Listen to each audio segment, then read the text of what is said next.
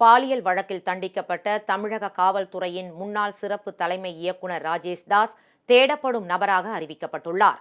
தமிழக காவல்துறையின் சிறப்பு தலைமை இயக்குநராக ராஜேஷ் தாஸ் இருந்தபோது கடந்த 2021ஆம் ஆண்டு பிப்ரவரி மாதம் பெண் காவல் அதிகாரிக்கு அவர் பாலியல் தொல்லை கொடுத்த நிகழ்வு பெரும் அதிர்ச்சியை ஏற்படுத்தியது. இது தொடர்பான வழக்கை விசாரித்த விழுப்புரம் அமர்வு நீதிமன்றம் ராஜேஷ் தாஸுக்கு 3 ஆண்டு சிறை தண்டனை விதித்தது. இதற்கு எதிராக அவர் தாக்கல் செய்த மேல்முறையீட்டு மனுவை விசாரித்த விழுப்புரம் மாவட்ட தலைமை குற்றவியல் நீதிமன்றமும் தீர்ப்பை உறுதி செய்தது. எனினும் இந்த வழக்கில் சரணடையாமல் ராஜேஷ் தாஸ் இருந்துள்ளார். இதையடுத்து அவரை கைது செய்ய சென்னை அருகே உள்ள பண்ணை இல்லத்துக்கு காவல்துறையினர் சென்றனர். அப்போது அவர் தலைமறைவானது தெரியவந்தது.